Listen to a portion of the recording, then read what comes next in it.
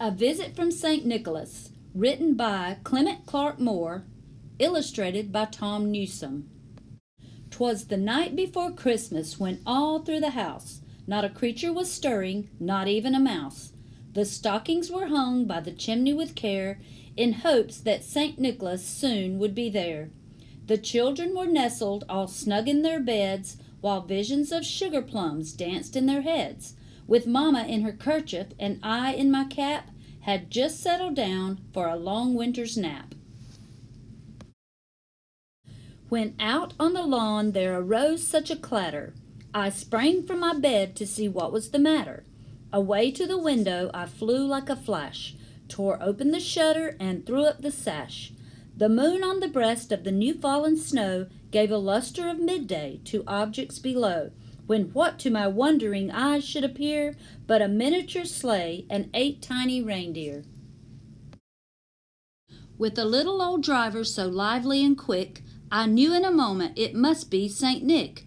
More rapid than eagles his coursers they came, and he whistled, and he shouted, and he called them by name. Now Dasher, now Dancer, now Prancer and Vixen, on Comet, on Cupid, on Donner and Blitzen.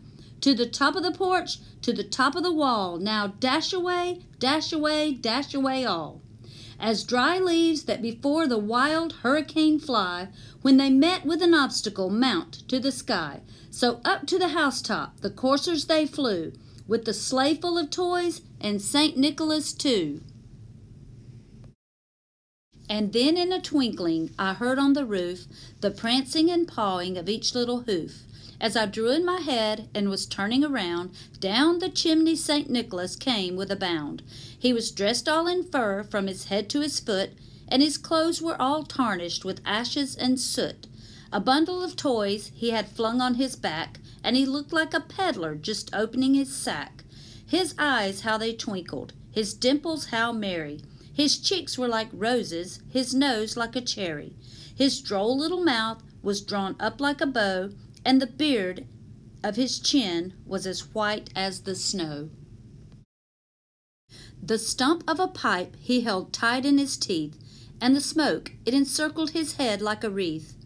He had a broad face and a little round belly that shook when he laughed like a bowl full of jelly. He was chubby and plump, a right jolly old elf, and I laughed when I saw him in spite of myself. A wink of his eye and a twist of his head soon gave me to know I had nothing to dread. He spoke not a word, but went straight to his work. He filled all the stockings, then turned with a jerk, and laying a finger aside of his nose, and giving a nod, up the chimney he rose. He sprang to his sleigh, to his team gave a whistle, and away they all flew like the down of a thistle. But I heard him exclaim, as they drove out of sight, "Happy Christmas to all, and to all a good night."